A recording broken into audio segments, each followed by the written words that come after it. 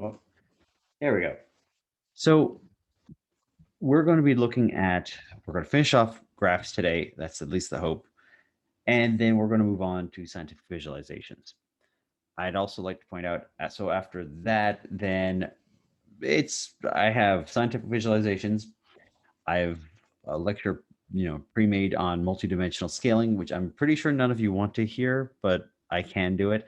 Uh, Again, I don't know how far this is. We're getting to that end of the term where the things get a bit wiggly or wibbly wobbly. Normally, in a face-to-face lecture, you have a lot of longer in-class activities because I can actually judge how long you guys are working on something, and then when you get bored, you don't have that option here. So I keep on, rushing through a lot of these in-class activities because I don't know if you're concentrating or not. I don't see your screen. So I'm hoping that today we're going to be doing some of the scientific visualizations. We'll probably do either next Tuesday's class with SciVis or SciVis plus something else. And then on Thursday's class next week, it was going to be how to give a presentation, because that would be the following Tuesdays are a bunch of presentations rather than a class. And we'll have the usability test on Thursday. The lab time is reserved for usability testing. Today's lab time is reserved for talking to me about your sprints or asking for questions or just working on your sprints. So, or your interface in general. So I put down a couple notes here. So I already talked about the lab. The usability test. I'm hoping it makes sense. If you see something wrong or see something weird, please let me know. The reason, because we had live usability tests. I modified it in a pinch last year when COVID hit, and then I looked at it again this year, and I'm like, oh, I didn't correct this. Oh, I didn't correct this. I'm hoping I corrected it all. But if there's something that still seems out of date, please let me know. The idea is, normally you would actually cycle around the classroom. So two people in your group or one person in your group, depending, uh, would be like running the usability test. Let's say two people, while whoever else would be walking around, going from group to group to the other groups, being the participants in their usability study. So you get this live feedback where you get to watch the person using your system for the first time and getting all confused or whatever the case. You get an honest reaction. We don't get that option now. So instead, it's other people will asynchronously be testing your system.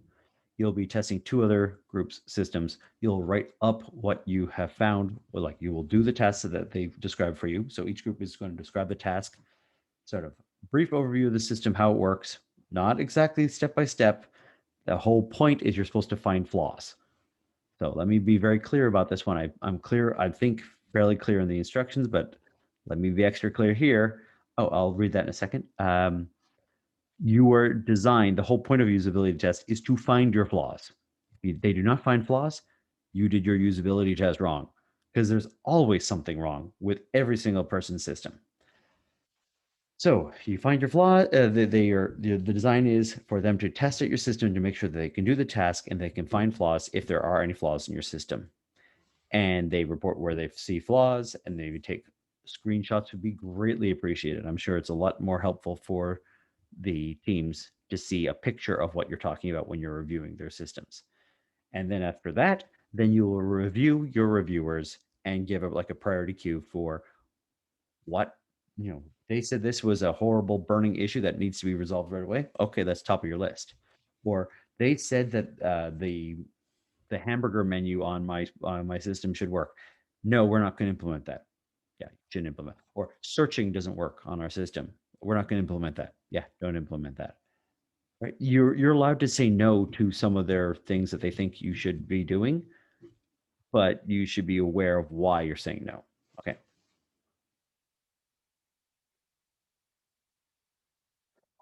The people, so you're going to be posting on the plan is, at least right now, is you post on CU Learn. Is it usability? Is it Project 7 the usability test? And then 8's the presentation, and then 9 is the final project. Maybe that's what it is. So for the usability test, you'd be posting what your system is and the instructions as a message on CU Learn. Other people then Each group would get 2 people to evaluate the system. So I think when I did the math, it was something like everybody gets 8 reviews, something like that, where there's a large number of you. Um, so as long as they have space in one of they haven't used up all, they don't have 8 different reviews for that system, you can review it.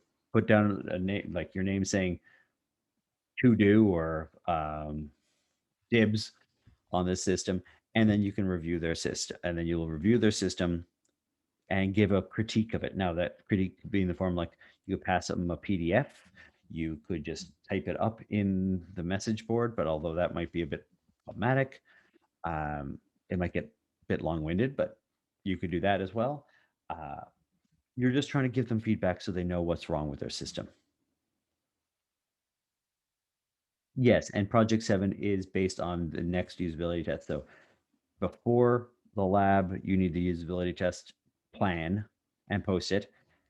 Then the time in the lab is for individuals if they want to do it then, or they could do it soon afterwards, but individuals to evaluate other people's systems.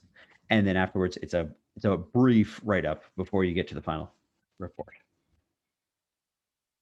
And the other person to do the test, they will automatically just randomly choose your group. Does that answer your question? So the question was, by the way, so just in case you're wondering, so are we doing Project 7 based on next Thursday's usability test, or we find someone else to do the test? Yeah, they're going to find it for you once you post. All right. Let me see what other things. Sorry, I got to sneeze. Maybe I don't. Yes, I do. Yes, no. Hmm. Sprint 2, just wanted to point out things for people. So I know I have a reputation of being an ogre, somewhat justified. I'm hoping it's not actually justified, but that comes up. This is a relatively small class. We have a fair bit of flexibility, but more importantly, perhaps, this is not a programming class. If this was a pure programming class and your interface did not do exactly what you said it would do, I would dock you markups. I'd be all grumpy and angry and throw things at you. Not a programming class. It's a design class that does programming. It's applied design, right? It's working our way through the entire life cycle of a visualization. So if some part of your interface cannot work out, or you cannot figure it out, or you get stuck and we cannot figure a way out of it, that's okay. The key is, can I see what your system is doing? Do I know what your plan was for doing it? Did you do a reasonable attempt at implementing this thing? So if you say we wanted to support brushing and linking, but we didn't even bother looking into it. Okay, that's a problem. Or at least you don't get much credit for we thought about doing brushing and linking, then chose not to. You better than not thinking about brushing and linking or whatever technique you're talking about. If you try brushing and linking and can't get it off the ground, or you can only get it partially off the ground and you are absolutely stuck and you're wasting hours on it, punt, just move on. So that's the reason why I'm allowing Tableau, is because this is not a programming class. Otherwise, everything would be in D3 and you have to do it all from scratch and stuff like that. Something as simple as changing the icons, though, if it's easy to do, if it's doable, then change the icons. If people suggest that you should change the icons. If people suggest you should not change, that you should allow you to highlight certain things. So, there you go. I'm not sure if this is hard, too difficult, or easy for you guys. Um, the Green Monsters group talking about energy usage in Canada. I was playing around with some of the interfaces for Sprint 1, and you highlight over the individual province. You select a province. You reactively get a proper bar graph at the bottom. So it's filtered based off of the province that you've selected. If I select the bar graph on the bottom, I sort of actually expect to see a reflection up in the provinces. If that's not possible, that's fine. But that's my expectation, essentially. So if you click the bar graph, you would get a filtered view on the map. So if you select single family homes down in the bar graph, you get information about each individual province regarding single family homes. So the reflection, when you select in one, it reflects in all the other visualizations. Whatever one you choose to filter based off of, select based off of, reflects in the other visualizations. That's difficult. If you can't do that, or if it's really difficult to do, you punt. You say, but you have a little section that says, by the way, other future work, which we all know is not going to actually be done, but we pretend it's okay, right? It's like, I don't know if we have a good example anywhere else for this, but design courses are famous for future work. You're not doing that in the future, but that's fine, right? Future work, we would have brushing and linking in multiple different directions, so that if you select the bar graph, it filters the map. If you select the map, it filters the bar graph. Fine. At least you thought of it. You pointed it out. This is what your ideal wish list is for this interface. I want to have seen that you thought through all the possibilities, that you tried to implement things. When you saw something was way too hard to implement, you put it off to version 2. That's perfect, right? Putting it off to version 2 is what we expect. It's what every single software company does. You're looking for a minimum viable product, MVP. You're looking for something you can build that other people you can throw it out to the world and people can test it. This is philosophical choice, I guess, but most people, when they're doing software engineering, when they're building software, they're not trying to make this perfect, this perfectly balanced, immaculate piece of software or immaculate device that gets rolled out and everyone goes, it's perfect. There's no need for any more changes. No, it's version 1, and you'll do a new version later, especially now that we have, a lot of cloud-based apps or a lot of things where you can revise or update software on the fly easily. It's sometimes much, much better to release an early prototype version of it. If you want to see an example of this, just because I'm obsessing about it, Baldur's Gate 3 is going to be coming up, right? It's already out in, I think it's alpha, or is it a beta for it? Back in the bad old days, in my bad old days when I was making games, you're putting it on a CD, meaning if there's a bug, it's there for good. Then I got into Google, and we're releasing, I think once a month we do a new build release. And you roll it out and there's someone waiting for all the crap to hit the fan. They're just waiting like, oh boy, we just released something.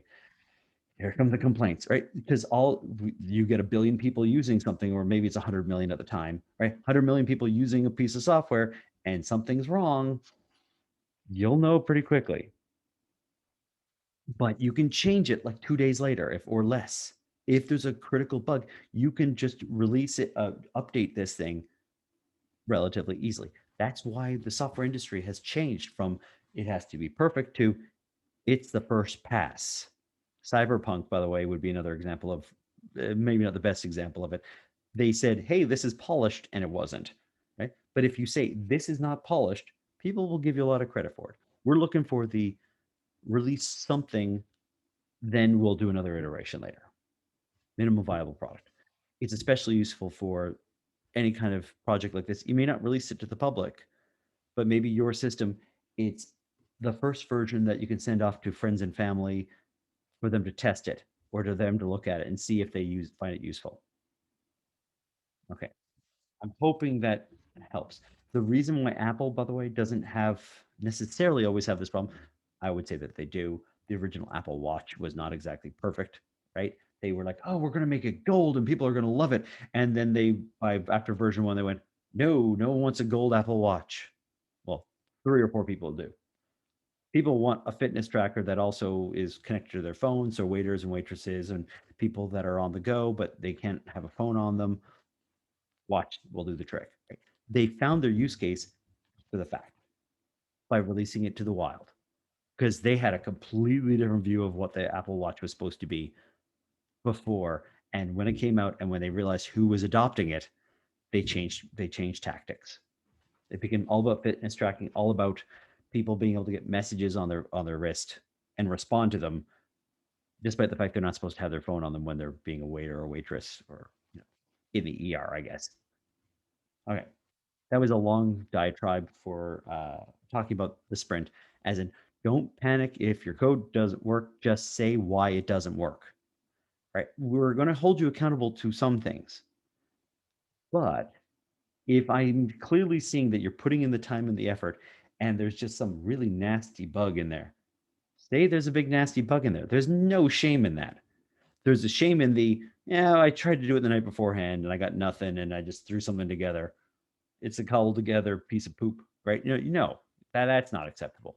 But if you're putting in the work, that's fine. I'm okay with it. By the way, um, I am more than happy to go into a diatribe on this one.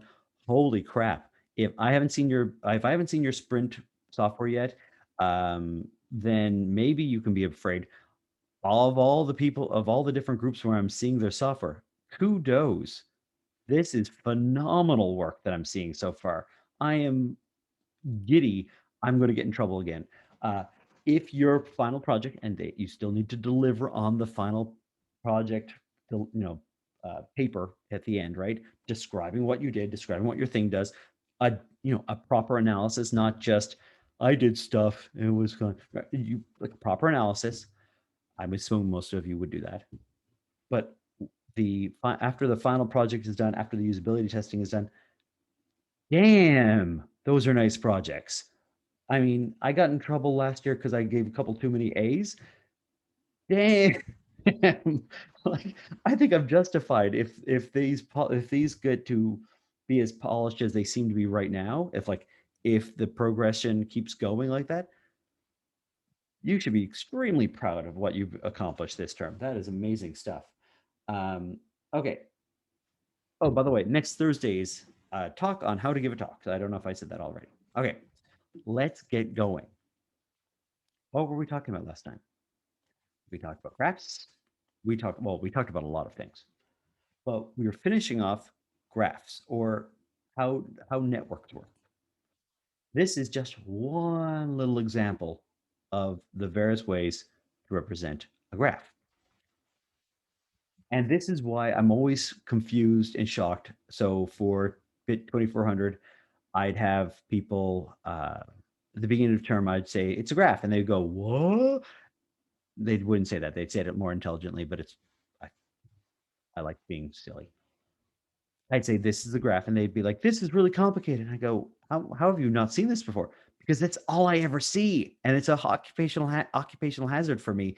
Nothing to do with you guys. Everything to do with me just being too in depth into too in this kind of field. Graphs are the bread and butter of computer science and a lot of STEM programs. It is such a fundamental way of thinking about the world that we forget that other people haven't seen that thing yet. So I would like to make sure you get more exposure to it, because it is immensely useful. If you ever want to ever talk to anyone in engineering sciences of any format, you land into this space. It is one of the sort of go-to tools in our toolbox. It's like not knowing what a hammer is and a carpenter going like, how do you not know what a hammer is? Right?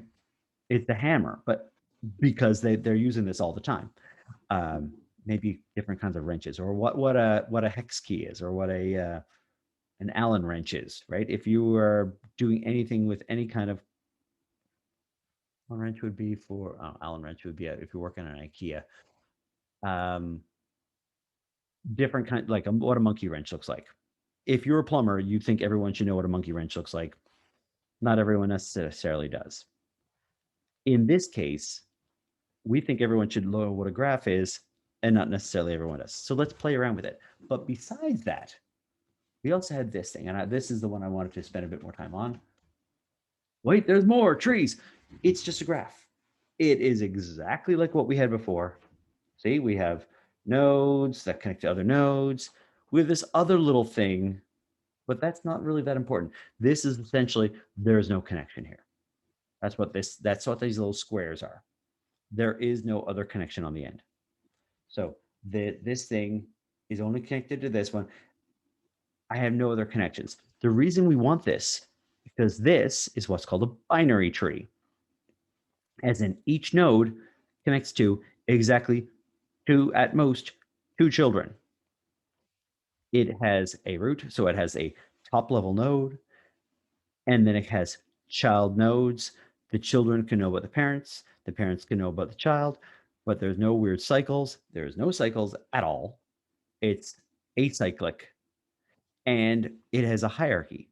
This is what we know as a rooted tree, but in mathematics, but computer scientists just call it a tree. So here's your C drive. Here is your documents folder. Here is your wouldn't be just documents, but users. Here is their temp folder. Here's your in the users folder. Here's the dsprag folder. Right, folders within folders within folders. I have a root and I have subfolders. In this case, though, for a binary tree, I can have at most 2 subfolders. I could have 1, I could have 0. This thing has 0 subfolders. This thing has 1 subfolder, or one child, if you will, for the more general term. This has 0 children. This has 2 children, 1, 2. It also has a grandchild. This root is connected to the grandchild. These two, I actually have, so this is the parent-child relationship. Whee! All right. And these two are siblings. You'll even call uncles and aunts and stuff like that. It's a normal family tree, what you would expect a family tree. If everyone had one parent and they just asexually reproduced and just like we budded or something like that, we had spores, right? I have one parent and I have a bunch of and that produces children. What important here is it does tell us very important stuff. When we do bit 2400, we'll be talking about this because I'll make a class and then I will make a child class and a grandchild class. Oh, wait. So here's here's my class. It is Shape 2400. That's actually one of the classes you'd make in 2400. Shape 2400. And then I have a rectangle class, and I have a circle class, and I have a triangle class. And the rectangle class has a child class called a square, right? It's a special kind of rectangle, which is a special kind of shape. I could have a animating square, which is a special kind of square that animates, right? I can keep on making child classes. The point of that is if I do it right up here, I get a lot of code for free down here. That's when we look at inheritance later on. But this pops up all sorts of places, from genetics to files, data structures, to inheritance for programming, to let me think of other good examples. Hierarchies within an organization, like who's the president of the organization, who's a lowly instructor, who is in charge of various things in the department, who's think of a good one. The different programs at Carleton. So Fed is a parent class. Child class would be the VIT programs, and the child class of that would be not MPD, IRM or IMD. There are ways of having 2 parents. That's multiple inheritance, or it doesn't form a normal tree. It's a tree with multiple. This node is connected to multiple different trees. And the problem with this thing is this thing explodes down this way. As you go further down, it just expands out. It can get really wide really quickly. It becomes a problem. So now we need ways of working around that. One of those ways is this. This is a tree map. It's a space filling way of showing a tree. I can show the tree data structure where I have a parent class or parent structure, which then has a child structure, money center banks, which then has individual things inside of it. It hierarchically orders and spatially lays out information. So in consumer goods, here are all my consumer goods. Then I have electronic equipment within consumer goods, and within electronic equipment in consumer goods, I have, I'm assuming that's Apple. In personal products, I have PG, CL, all these other products inside of it. And tree maps are difficult to read, but they're just one of the ways we can do hierarchical trees. And here's the other part. So I've been yammering for a while. I want to take this time. Let's do the actual activity I was originally setting out to. I want you to play around with and explore the different kinds of trees and graphs and find one you like. Because seeing all of them will make you hopefully realize just the crazy amount of diversity that we can have when it comes to graphs and trees. That it's not a one size fits all.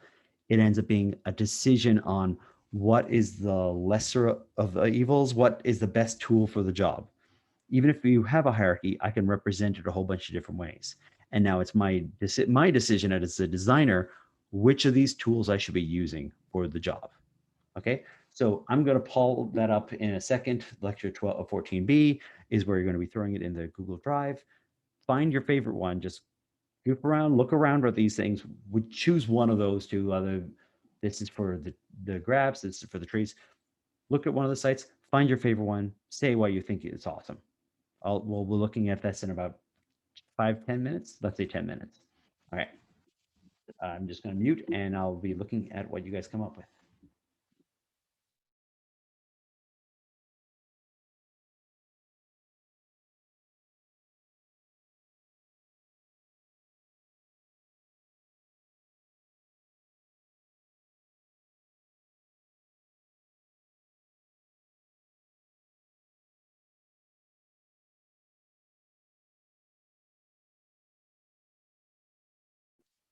A bunch of you already did this. That's fantastic. Maybe we can move on to it very, very soon then, maybe 5 minutes. So anyone that hasn't submitted, submit something soon, play around with it. Let's goof around with it. I want to see what you guys came up with. I'm going to stop sharing my screen for a second and then I'll start sharing it very soon.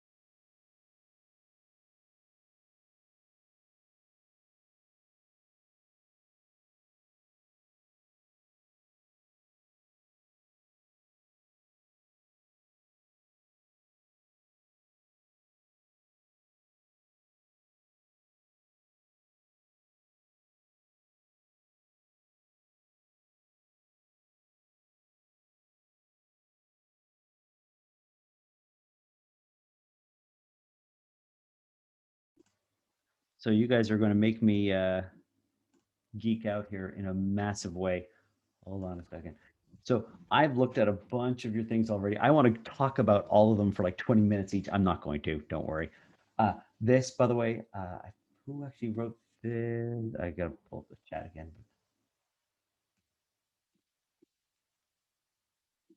I gotta look at who actually wrote that one. But the comment was, I don't know anything about beer, but I thought it was cool. And yeah, it is really cool. I actually do know about beer, and it's, although I'm a little disappointed that aphrodisiac was not oh, Krogan, Hagen. Okay. I actually have had most of these beers, or a large chunk of them. Snotty nose. There's all the various snotty noses. Um, snooty, snotty. Anyways, this would be from Judiciel. It's Canadian beer. It's a brewery. Presumably, this is Judiciel. It's a brewery in Montreal, on the east end of Montreal. Fantastic, fantastic beer. Um, I've had the Stone Imperial Stout. I've actually gone to Stone Brewery for that. I've had a lot of beer. Oh, I'm not going for the Supreme Court, so don't hold that against me having that I like beer. Anyways, the point is, this is actually this is a graph. I always blank on the name of this darned type of the Panograph. It's arc graph. There's a fancy term for it, but essentially, by putting it around in a circle, it's not very space filling. It actually makes it really hard to read on the outside edge, but it means you can see connections across ways and sort of minimizing overlap.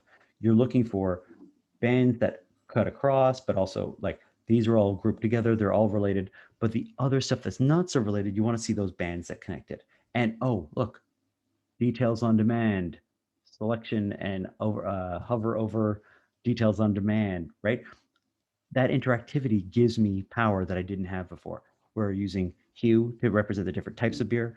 We're also using luminance to actually de-emphasize and emphasize certain things, um, by making the other stuff light gray. It hides in the background. I, I put open all of these things, and they're awesome. But yeah, so this is Kara's. I love it too. It's very, very simple, but that's the point. The optimal tree map, 1980. It's an oldie but a goodie because by making it square, it's easier to read. Now, people don't like square, so we'll get to a couple of ones in here, but it allows for fairly good space layout, right? If I put this dot in the middle, then I have this little angle like this. This, by making squares, it's easy to lay out. It's easy to estimate the actual size that you want. But people don't necessarily like squares. But I think it's still classic. I don't have anything that's going to get me in trouble here. Uh, Madison. So you're saying that you really like the 3D side of this, and it looks absolutely beautiful. What are the possible problems that we're going to have with this? Oh, I need to turn on my sound. Sorry, but or you can just chat. Set it in the chat. What might be a problem with the polyplane tree?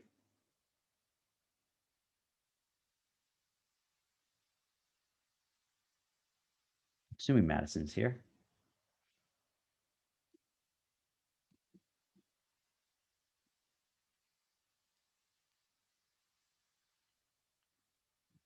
I can also open the floor to anyone else.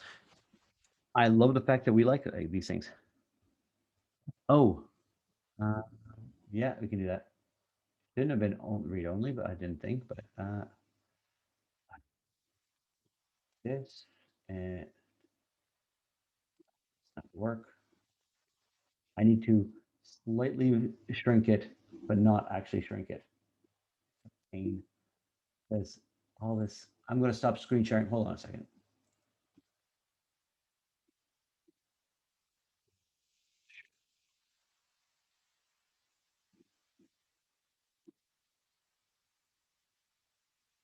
No, it's anyone can edit. You should have edit access for it. Anyone with a link can edit for 14B. Yeah, all right, that's fine. I turned that one off a long time ago. Okay, let's. I'm gonna get really annoyed with this lack of screen sharing ability. All right.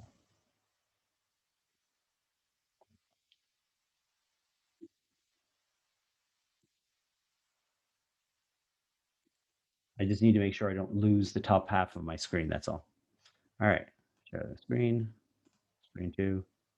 All right, so what else do we have? So, oh, let's hit this one while we're in the mid. The exact polar opposite of what Kara's was, right? It is an actual tree with berries on it. Now, Tuffy would hate this thing. You're perfectly okay to love it. Right? It is a tree. It looks like a tree. Hell, it even has a little bird, right? And the contact tree, so network visualizations for nodes and edges, it is trying to show the people at the end of these nodes who is connected to whom, and it is a tree hierarchy for the connections of friends. And you also have what are the leaves? The question is, do you need it? Will people use? And that's actually an open question for debate. It's not just a matter of opinion or whatever the case is. Um, if you make it look more like a tree, more aesthetically pleasing, if you make it cutesy, does it actually attract attention? Do people use it more, or do people get fed up the moment the novelty wears off? That's actually open. It's part of my research area where people were thinking we need to make these things look like this for casual context. Turns out you don't. A lot of people will read or use things, even if they're not, if you reduce the cutesy factor, because they have some kind of curiosity that's driving them to use a system. Um, it's still really, really cool. Will definitely give you that. It's that visual craft. It's very similar to how many of you have used a Wii, the original Wii, right? Wii Sports, great for that. As soon as you got into anything like Mario, all of that motion sensing sort of goes away and it becomes very rough. Like shake the controller and that's all you're going to get. We can determine when you shake the controller, but anything that has absolute precision, people really want to drop that controller. It wasn't accurate enough for any kind of precision gaming. So beyond a certain point, when you really need precision, a lot of the visual crafts, a lot of the extra stuff that makes it novel gets in the way, and that's always a little problem that we deal with. Okay, I so Ken, who is Crystal. Hopefully, I have chat. Where's my chat window? I want my chat window back because I think this is fantastic, but I have no idea how to read this thing. Let's see if I have, where's my chat window? My chat window is not showing up. It's probably underneath the window here. No, I'll have to find it. Sorry. We'll I'll have to figure this out. Crystal, you can put your comment in there in a second. So I don't even know how the heck the jigsaw map visualization actually works. It's space filling curves, but I don't know how it's doing branching or unless each of these little alcoves is actually a piece of information. Martin Waltenberg is also the person that did the baby name Voyager, by the way. He's sort of a big deal. So I'm assuming it's very useful, but at the same time, I have a hard time figuring out how to read it. But I still love it. So Madison, I didn't get a chance to. I was looking for the chat window for you. I don't know if you're around. What is the problem with just leaving it out for everyone? What are the kind of problems that you would have with the polyplane here? It looks pretty. It looks beautiful, and you have a third dimension. Can anyone see where potential problems with that third dimension are, though? And I'm surprised it's 2003 because by that point in time, we were bashing anyone that did this sort of some of these things. How about reading this node right here? What's the value?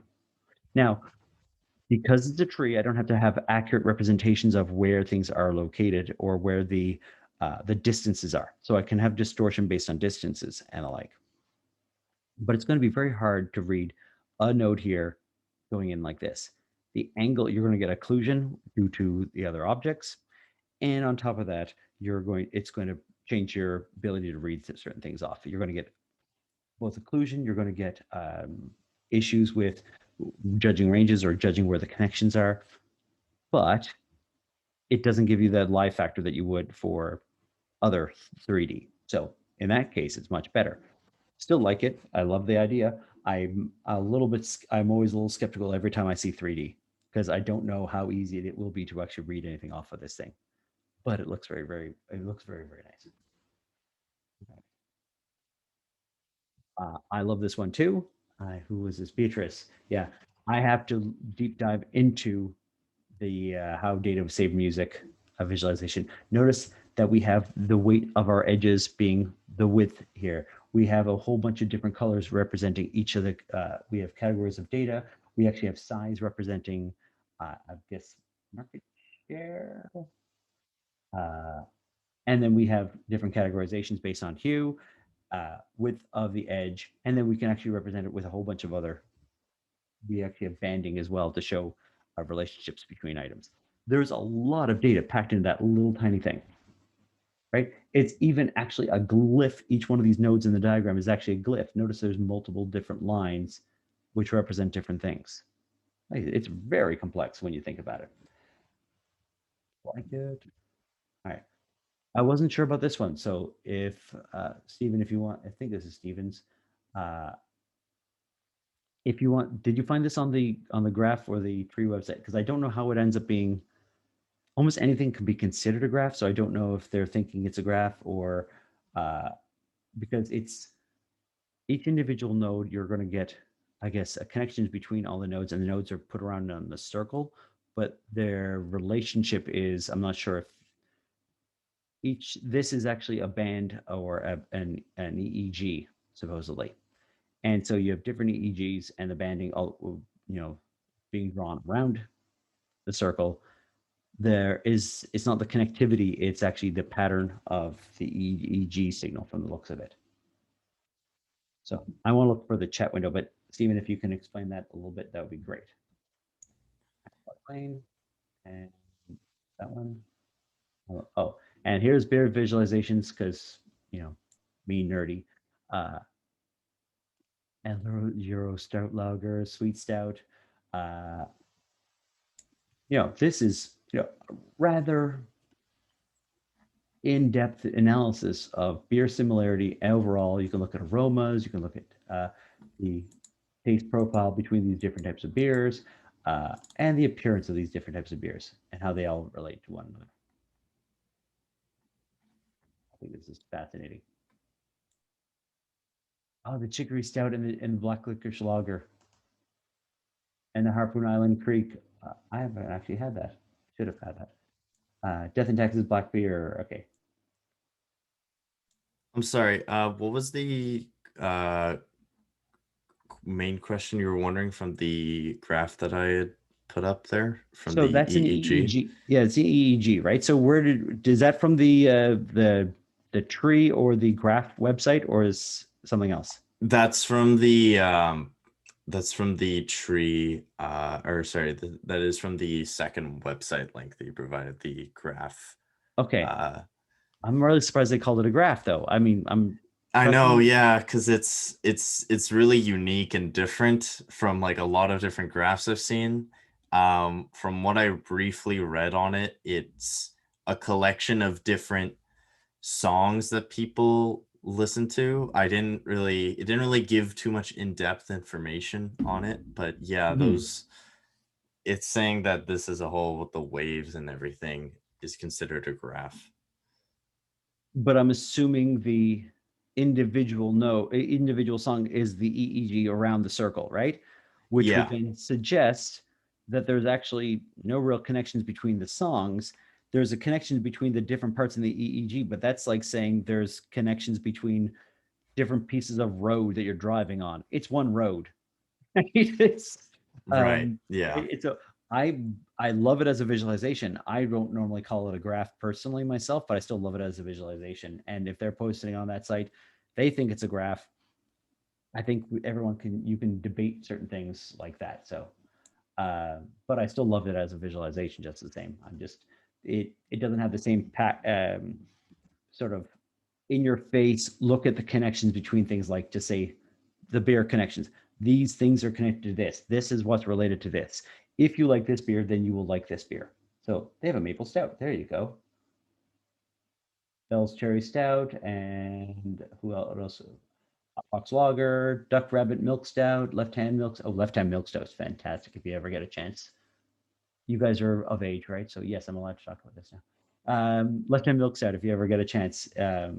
It's from the northern U.S. It is phenomenally just dead on as for the style. Anyways, neither here nor there. So let's get back. I know I'm getting distracted by shiny objects, but it's talking about beer. Uh, those were actually fantastic. I not that doesn't shouldn't be a surprise. I'm used to you guys producing some really great stuff, but I'm hoping that illustrates just how diverse this field is. This is a field where everyone went, hey, this is useful, and everyone's been mining away at it. It's like, how do you teach a first year physics class, or how do you how do you bake? If everyone's doing it, if it's so common, everybody you're going to get some amazing diversity in terms of what you actually end up seeing. Um, Not as extreme as cooking, but cooking is another example where if everyone's doing it, if everyone everyone has to cook every day, then every single culture is going to have this rich culinary tradition. Same thing with graphs. We know they're important, so everyone's sort of playing around in this area. It is amazing how you cannot expect to know all the different things. It's more a guideline on, it's not just circles and lines. There's a whole lot of different things you can do with this. Okay, I want to completely jump tracks here. Sorry. So I'm going to pull it up in a second. I want to talk about spatial and scientific visualizations, not actually sort of the exact polar opposite of what we were looking at with graphs. The reason is graphs, node link diagrams, networks, they're sort of abstractions. You take away all the spatial information. You're just showing the relationships between between things. Spatial and scientific visualizations are the exact opposite. The spatial is the visualization. It's the thing that matters. It's very similar to maps, different, but has similar qualities to it.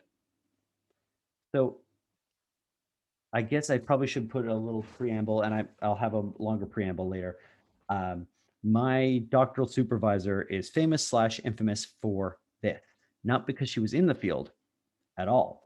It was because the visualization field as a community, as a research community, was sort of two communities that sort of were working together, but not quite. It was weird. So I'm trying to think of other scenario. Oh, I guess you guys and IMD and you guys and the net program, right?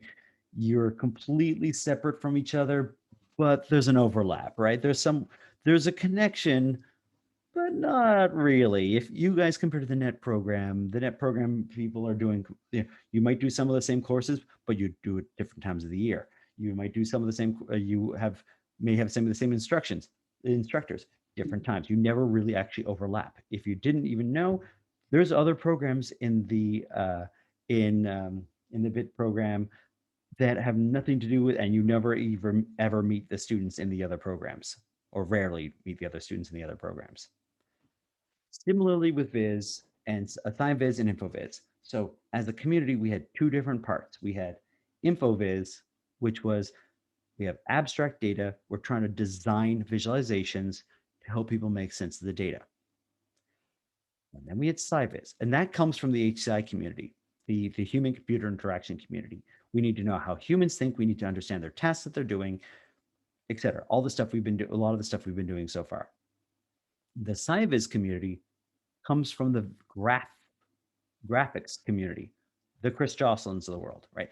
They're people that work on computer graphics, and if you're not doing a rendering for a Pixar movie, what are you doing? Well, maybe you're doing a visualization of how fluids are flowing through something. Maybe you're doing a visualization of a CT scan for someone's brain. The difficulty is not how you represent it, it's there's a computational overhead that is getting in the way. So, oh, there you go. If you're playing any of your, like, I don't know how many of you guys are, I'm assuming most of you guys are gamers of some format. If you look at old generation gaming consoles versus new generation gaming consoles, it's always trying to find that compromise, trying to maximize the quality of the image with the limitations of the hardware. That's what we're talking about for SciVis. It is, we know what the ideal is. We can't do it. The screens are not good enough resolution, or the amount of computational overhead is too extreme. We can't properly represent it.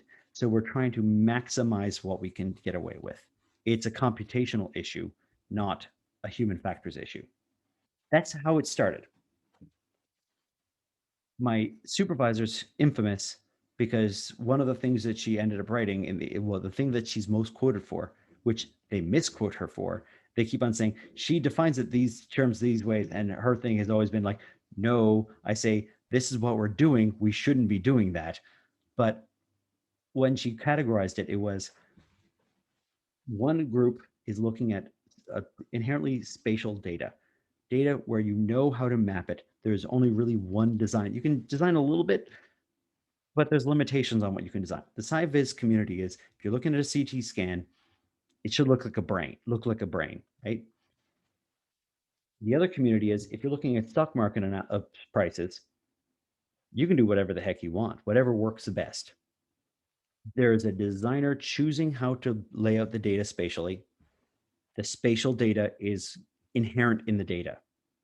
So there is spatial data, therefore I don't need to choose how to do the spatial data. There is no spatial data, I choose how it gets mapped out. That was the difference. Those differences, luckily or happily, have been slowly going away and disintegrating the past 20 years. Yeah, long. That seems like a long time, but that's not long in the grand scheme of things, I guess. So there's still a community that just does this other side. They are starting to evaluate their visualizations more. The HCI community is trying to get involved, like they're sort of bleeding over, but there's still this clear distinction between the two. And this comes in handy from time to time. So that's why we're doing it. So Quarantine Edition, if you ever want a chance to look at some of these, you can find about 1,001 of these different visualizations, especially with COVID, like how do the various nodules that develop for COVID develop in the lung, and how you visually represent that. You can look at one of the biggest ones is when the mask mandate was coming in. How do particles released from your mouth travel through the air? There's 1,001 visualizations about that. They're all spatial. You don't get to choose where the particle is put. It's going there. How you color it might be different, but it's inherently spatial. And by the way, I found this one, and this was one of the famous / infamous visualizations of the past term. Everyone crapped on it. So I found it a long time ago, last year actually, and I kept it, but I kept on seeing it pop up in various articles, people just bashing it. So I thought I'd point it out again. I can full screen it now. So here is the various major pandemics throughout history. They've had to modify COVID-19. COVID-19 was a little tiny dot down there when this originally came out. They had to keep on revising the size of this image as a result. But here, this would be the era when it was developed. So this is technically 2025 down here, 2021. You can probably already see what some of the problems with this visualization are. So we have time going back all the way up to year 0 AD. And we have the size of the epidemic, the number of people that were killed, and we are color coding it based off of different things. All right. I can get a. That's not showing up. Wondering what happened to my chat. Okay, let me see if I can get.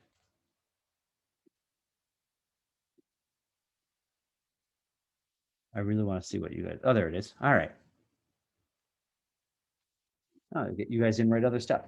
All right, I got my chat again. Good. The question is, what's wrong with this thing?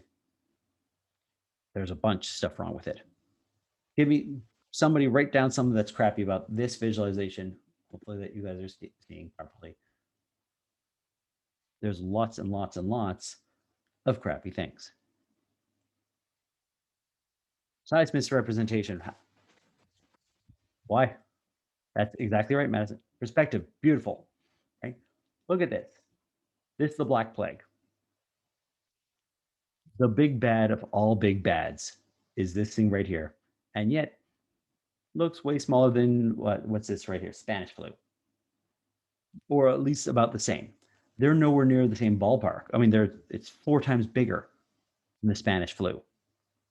In terms of percentage of the population wiped out from the local area, it's way worse than the Spanish flu in terms of mortality rate of the local area. Same, I guess you could say the same thing with smallpox. Smallpox is the same order of magnitude as Spanish flu.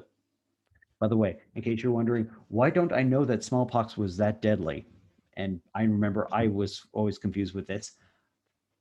Nice thing to point out, those are not Europeans dying of smallpox.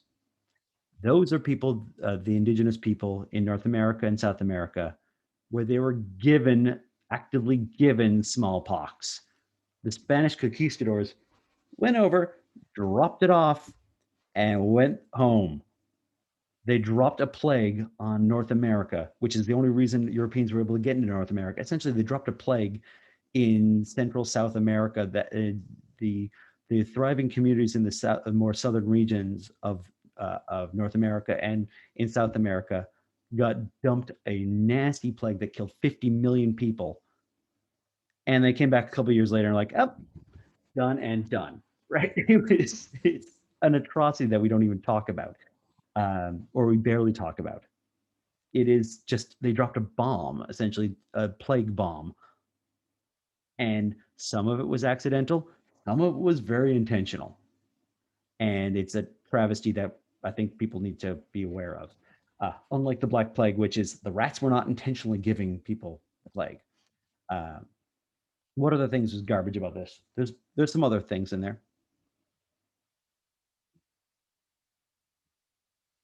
They're not really garbage. I actually like it, but there's things that are wrong.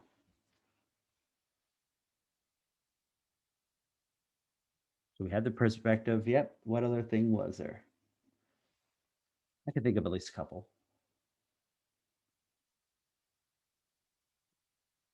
My question to you is, why is it furry? Why are they little pom-poms? They're trying to make it look like a physical object on this timeline, right? So where's the Spanish flu sitting? It's on the timeline. Where is it sitting? I would have guessed it's sitting right about here, based on the perspective here, right? If it's a 3-dimensional object, the bottom of the bit's around here. So it's sitting around 1900. Well, it's not sitting at 1900. In fact, it's sitting, this is, or you could say it's starting up here. Oh, that's 1775. So where the hell is this thing sitting? I don't know. It can point it out all at once, but the actual number is right around here, which is at this top point right here. It's the very tip. Okay, I can get on board with that. Okay, it's wherever this thing you would expect it to land right here. It would be the third plague, 1855. Okay, it's the bottom here. Okay, 1855. Yellow fever, late 1880s. Okay, I'm going to say 1874. AIDS epidemic, 1981. Okay, that's sort of mapping out well. Okay, COVID, and it started in 2025. So good luck with us on that when that happens. Right? Where's 2021? Oh, and by the way, 25 years. 25 years. Oh, they're all 25. So okay, that's at least that has that going for it. 25-year intervals each time. But is that 2020? I guess it could be 2020. It's hard to read exactly where that starting point is. It's very vague. And HIV/AIDS looks like it looks like it's up on stilts. I don't know where exactly it starts. I think it has to start right here, but then it looks like it's going back in time then, right? There's a bunch of confounding problems with this thing. There are better ways of representing the data.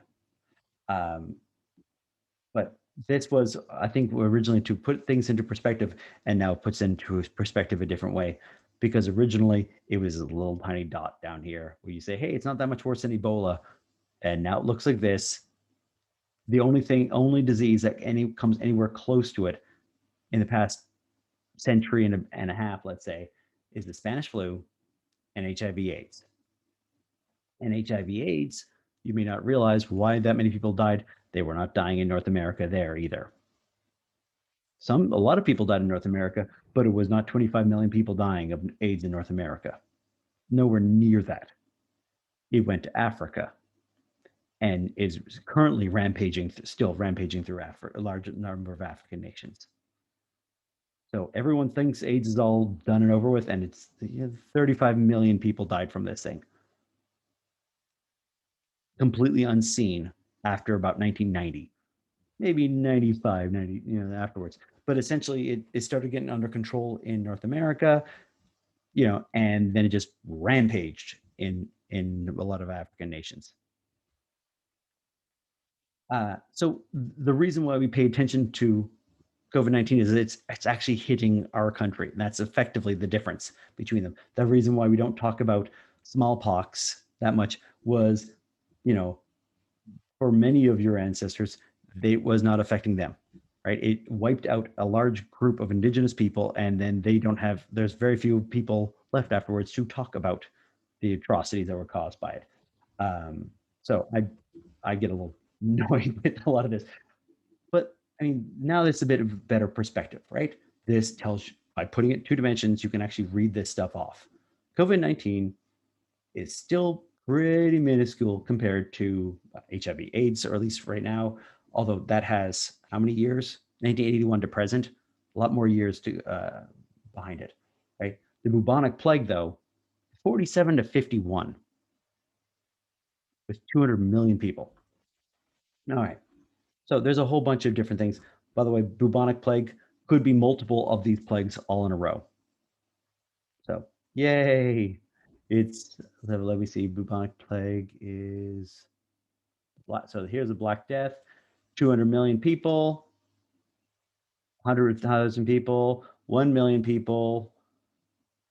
Third plague for China and India is probably bubonic plague as well. Same bacteria. Plague of Justinian is the same bacteria, presumably, as well. Yeah. Okay. That is not a great scientific visual. Oh, and how virulent or what the R factor is. Thank God it's not the measles, at least, but it's getting up there. The new variants are much higher than there's COVID-19 a while ago. It's probably closer to SARS or mumps now. But that's measles, and people wonder why we need measles vaccines. Yeah, the R value is 16, as in you will infect 16 people with 1 person with measles. Why do we have a vaccine for it? All right. But there are plenty of nice spatial visualizations for COVID-19. So we're going to talk about spatial fields, visual encoding, hopefully, and then we're going to move on to it again next time around as well, and how we visually encode data. I just want to set things up for you. We're going to learn about vector fields, tensor fields. Not my area. My eyes are going to start crossing at about when we hit tensor fields. There are people that are really, mathematically smart, that are used to looking at that sort of thing, and they go, "Oh yeah, I read that," and like, it's going to be crazy pants. And we're going to look at 2 main ways of rendering 3D spatial data, which are going to be isosurfaces and volume rendering. So we'll see. So we'll have vectors, we'll have 3D rendering, so isosurface and volume rendering. We'll have vector fields and tensor fields, and then we will also, and spatial fields, and then we should also have one other contours and just general geometry. So the big thing for us, if I have spatial data, I have a given geometry. We've already said that. So it can be geographic, which we've talked about. That's our maps. And then we have other data that we can also derive as well. We have geographic information. We can also encode or overlay other derived data on top of the spatial coordinates. That's essentially what we're talking about.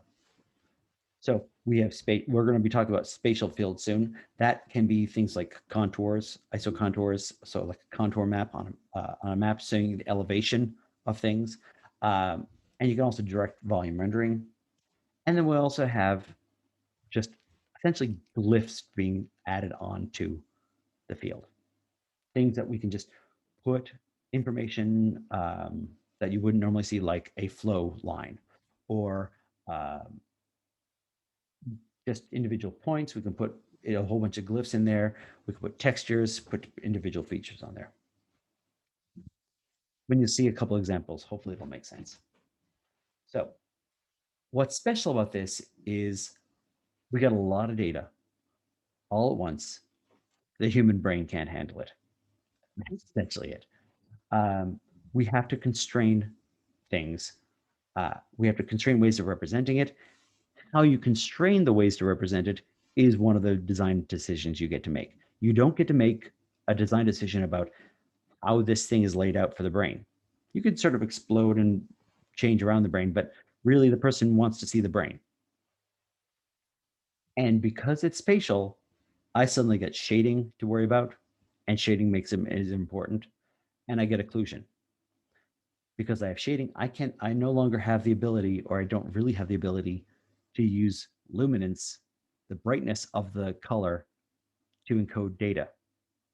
This is why rainbow maps are tolerable in 3D, because I can't use transparency. I already need transparency for other things. I can't use shading because I need shading for other things. It tells me the contour, the shape of things. So I can't use shading either.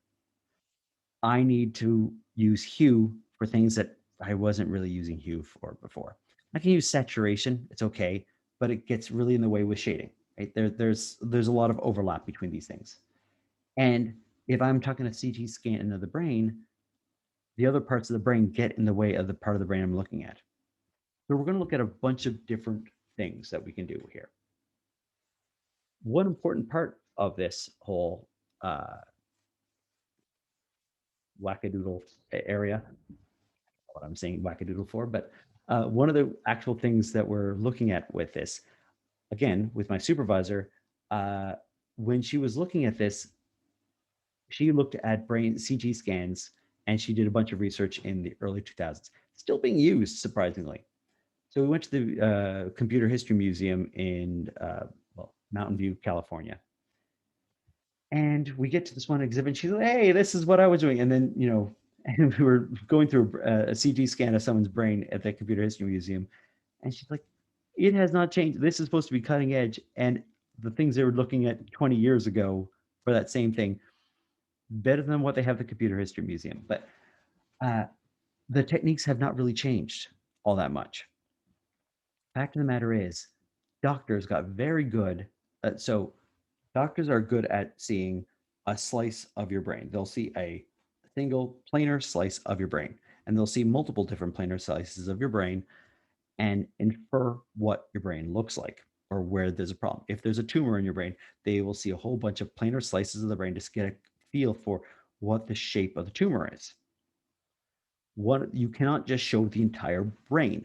There's a bunch of other brain in the way before the tumor's inside of it. So now the question is, how do you see a tumor in someone's brain? How do you get a feel for the shape, size of the tumor? How to do an operation to get rid of the tumor?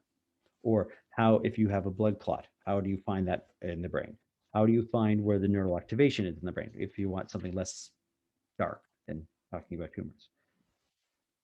Turns out that they still like spatial slices for doctors. And the best techniques that they have is this, the mouse. If you have a perspective, if you have a slice of the brain, one of the ways that doctors like to look at this is to use the wheel and a wheel mouse. So you have a plane, and when you roll the wheel, it moves the plane in and out along an axis.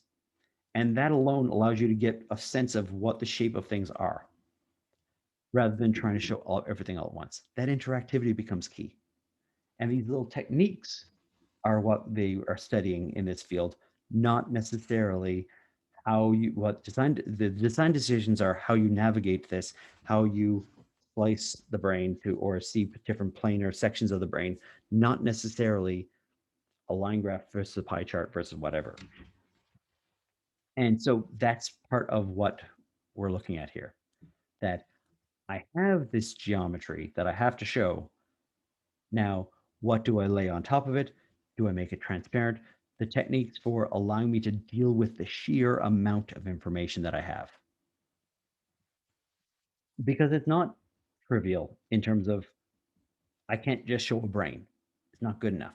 I need some techniques for how you navigate, how you find parts of the brain that you're looking at. So here we go, spatial fields. This is one of our techniques. So essentially, a scalar field is one value per cell. A vector field is a value and a direction, like a vector. If anyone's seen Despicable Me, there's a character called Vector. If you, it stuck in my head afterwards. I took linear algebra, didn't stick in my head. Watched Despicable Me. I said, yeah, I understand vectors now. It has a direction and magnitude, right? Not just a magnitude, which is a scalar field. That's the magnitude. A vector has directionality and magnitude, and a tensor field has more stuff. It has a direction and magnitude and this and that and this and that. You can have as much stuff as you want in this. That's why they're hard to understand. So here's what I could have for a scalar field. If I have a planar surface, I have each one of these cells, and I can make the cells smaller and smaller and smaller as I need to. For each one of these cells, what's the magnitude? What's the value? How hot is this thing? How fast is this piece of a bit of air moving? How, if you're talking about a map, what's the COVID rate for that one little region in town? It's some number, and I can represent it with using color afterwards if I want to, or I can represent it with just a number, or I could use a dot and make it different sizes. That's what a scalar field is. It is a, I guess, a field, and oftentimes two-dimensional field, just a plane where each little cell in a grid is colored. A vector field is something like this, where I have the same thing as I had before. It's still a grid. It doesn't have to be a perfectly linear grid, but I have a grid, but I am both encoding the magnitude, the length of the line, and the directionality. So the line is going in a different direction here than up here. These are all going the same direction. This is but the directionality here and here is different, but the magnitude's the same. This just has magnitude, this has magnitude and direction. And so here's a vector field, and here's a tensor field. This is why I'm like, tensor fields. A tensor field is multiple variables with the magnitude and the direction. So I can try and do, I don't even remember what this thing is supposed to be encoding, but I can have a directionality of the line, and I can have the width of the line, and I can have the elongation of the line. Elongation may be the magnitude. The width of the line might be one dimension. The thickness of the line or roundness of the line might encode something else. I can try and encode a whole bunch of stuff all at once. And it looks like this. If I have, and you're probably saying, what the hell is that thing?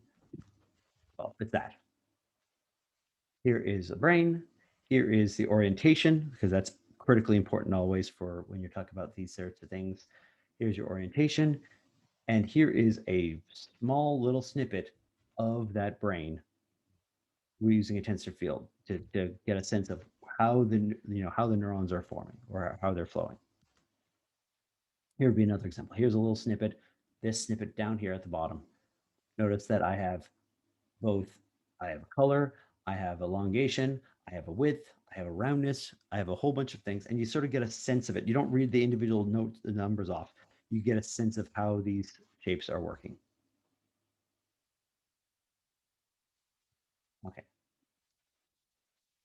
And Lordy B, I don't even know what this, you can look up Zhang at 2016's paper on this, but the idea is if I have two different, what you could do in this case for what they're actually measuring here is What if I have two different tensor fields represented on the same nodes? So one of them is using this red saturation level. This is using a blue saturation level. So these two numbers here are different than these two numbers, and you do the opposite sides afterwards. So these two numbers are different than these two numbers. And can you actually read off the data in something that's convoluted? This, notice the blue is different than the red. The thickness is different between these two different dimensions, uh, despite the fact that they're on the same glyph, or they're on the same tensor shape. Can you read it off? I can't. Supposedly, there are ways of reading it off fairly easily, but the accuracy in which you read it off is an open question and up to the design decisions of when you're making this thing. Okay, so I have scalar fields, I have vector fields. These are our differences between them. Here's some examples that we have for vector fields. Notice what they all are very, very different. They're all encoding, by the way, the exact same information. And in fact, Laidlaw's 2001 paper looked at which one you're best at reading off information for. It turns out this is the most accurate and efficient for certain spatial tasks. But notice there's a lot of occlusion, there's a lot of lines, there's a lot of ink on that page. So you're hiding stuff underneath it.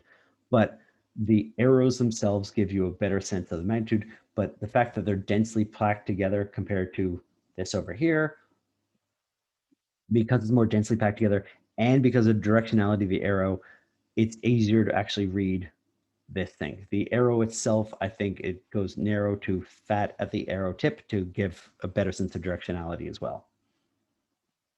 And versus this, because it's fat at the bottom, it's actually, you don't get the sense of it flowing in that direction as much as the arrow tip this way.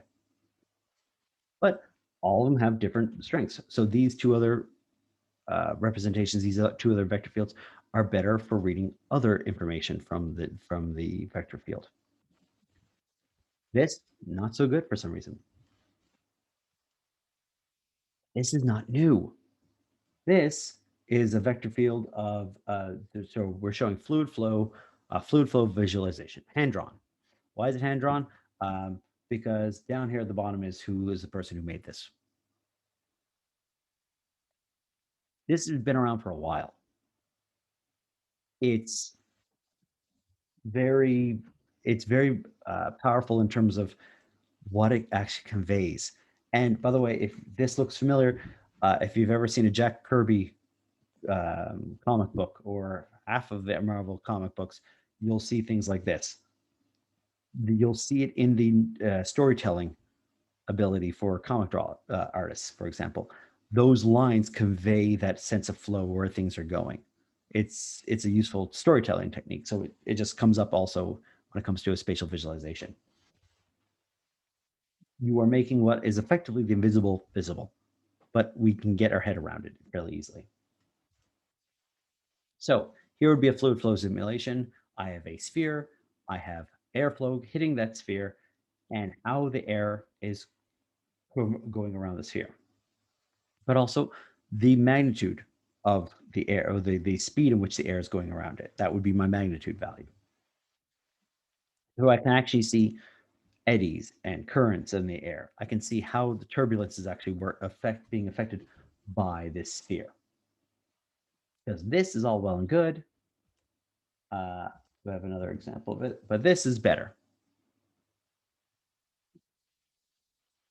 I get to see the eddies and currents a little bit, but if I color encode on the top to indicate there's a proper term for it, the Reynolds number.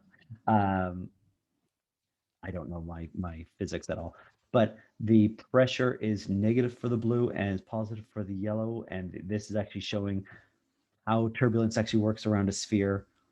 But you're also encoding with the color to actually help you understand exactly the impact of how you're getting these little eddies and these currents going around the sphere. And when you animate it, you can actually convey even more information. Okay. When we come back next time around, we're going to look at more fluid simulations, and then I'm also going to try and pack in maybe another visualization on like casual visualizations afterwards. And we're going to look at some videos on the kinds of things we're talking about, but sometimes a picture is worth it. But we're just looking at how you can use a visualization to convey scientific information and to make meaningful sense of what you're seeing in what would normally not be perceivable phenomenon. Okay, I'm going to take a quick break. When we come back, if you want to come back, we're just working on your sprints and your projects, and we're trying to answer questions that you may have. All right. Thanks, everyone.